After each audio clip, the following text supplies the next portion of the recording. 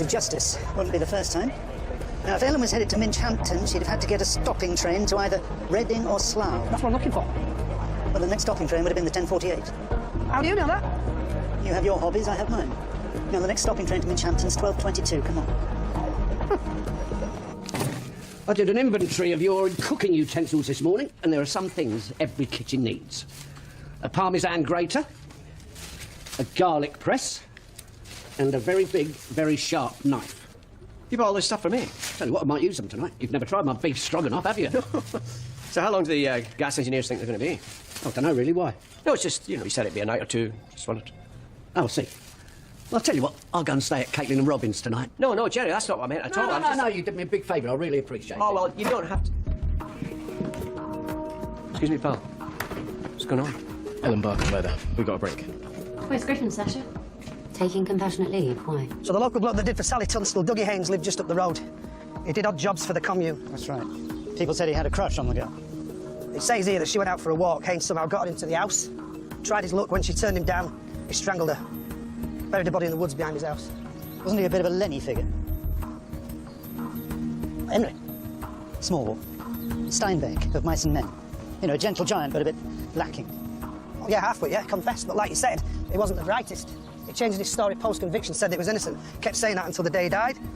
December 2003, age 41, diabetes-related illness. What if Ellen uncovered a flaw in the investigation? We don't even know she was here for sure.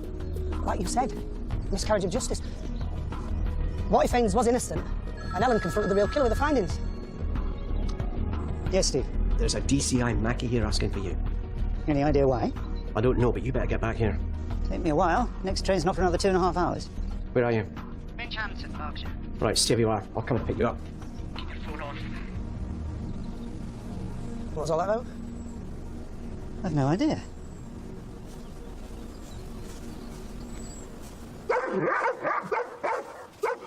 Dogs. Big dogs. Lots of big, aggressive dogs. Well, that's a good start.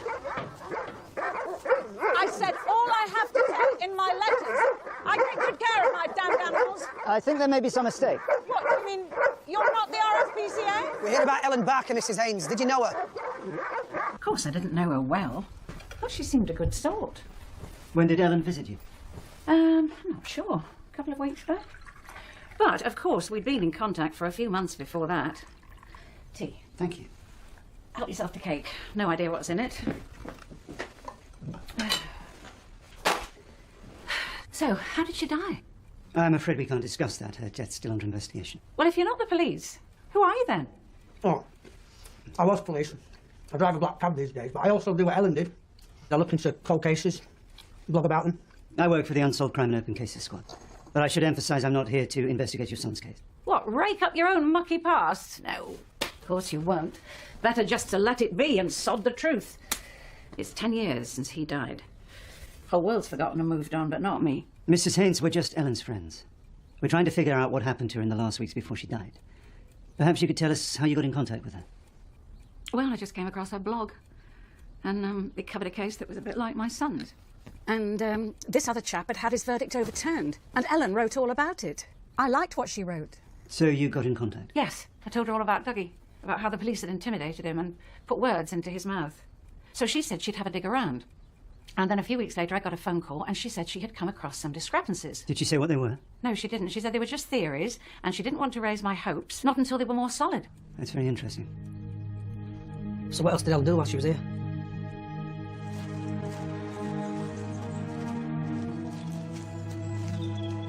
That's where they found Sally Tunstall. Buried less than a foot down, covered in leaves and sticks. Why did Ellen need to see where she was buried? Because she'd read the pathologist's report, and she was bright enough to see what was going on. We haven't had a chance. Sally Tunstall was murdered, and then her body was dragged here to her grave. Now, look, we've just come the most direct route from the house, right? Well, what would you expect to find on any body that had been dragged through all that? Ripped clothing, cuts, abrasions? Exactly. But they also found some chips of flint embedded in a neck, as though the body had been dragged down along a path. But there is no path. No, there isn't. Not to our house. But there's a path over there. And the path leads where? To the road. And then it comes out near the same bloody farm where she'd been staying all those months. Were forensics able to prove that the flint came from that exact part? As far as I know, they never even tried. They'd already got my boy in their sights. I seem to remember there was other evidence. Yes, they found some of her hair in the house. Like I said to the police at the time, I told them I'd been doing their laundry for over 2 weeks because their machine had broken down, so her hair could have entered the house that way. Look, one of them killed her, you know. And then they pinned it onto my boy. I know that. Your son confessed. Because the police confused him, and he didn't know which way was up. Do you actually think that I didn't know my own boy? Because I raised him. I knew what he was capable of and what he wasn't. Ellen understood that. She'd lost her boy too, so she knew about mothers and sons and pain and anger, and she just knew. Jim Tanner, you daft bugger, what do you think you're doing? Rabbits. Rabbits, he says. You've scared this pair half to death, you damn fool. Well, either our friend is a very bad shot, or Minchampton rabbits can climb trees. Keep walking. Steve, where are you?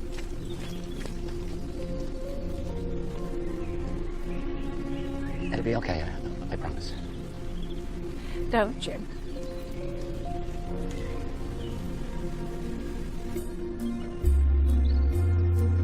Steve. Steve, this is Nathan. Nathan's an ex-copper, friend of Ellen's. Nathan, you're flying under the radar, pal. I need to get you back. Yeah, there's one place I'd like to see before we do. Danny, come on. I need to do this. What's so significant about this place? It housed the commune where the victim, Sally Tunstall, lived along with Gabriel Stokes, Caroline Tate and Peter Walsh. On the night she was killed, she was heading up the path towards Haynes's cottage.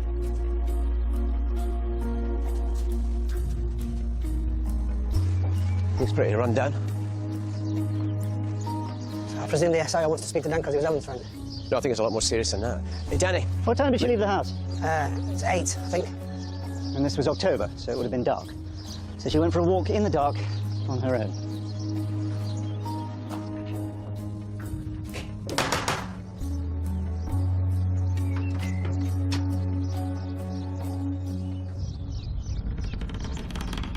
Hello?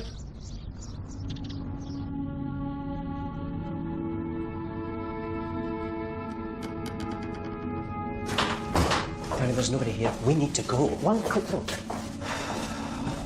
Maybe Ellen came here too.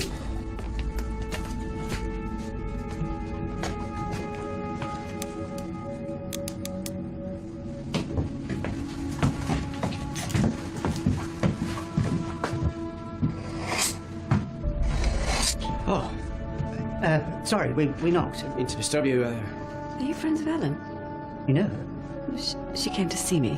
To talk about Sally Tunstall? We lived here together. You're Caroline Tate. Did Ellen send you? I'm afraid Ellen's dead.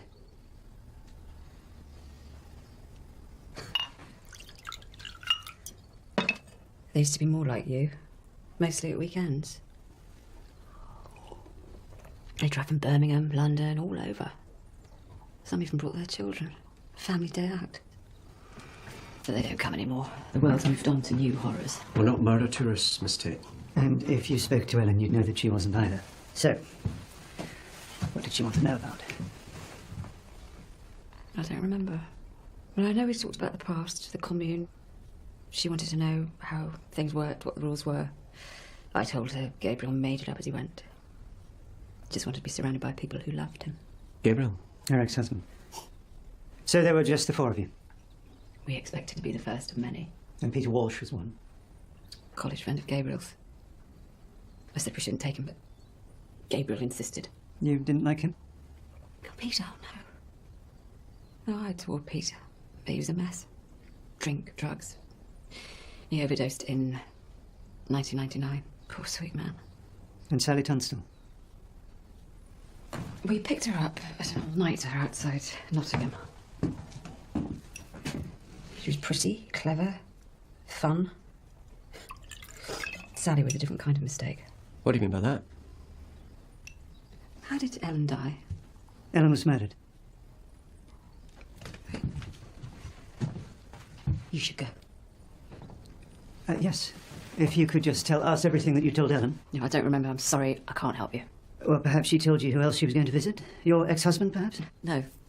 Do you have an address for Gabriel Stokes? I haven't seen Gabriel for a long, long time. And now I'd like you to leave.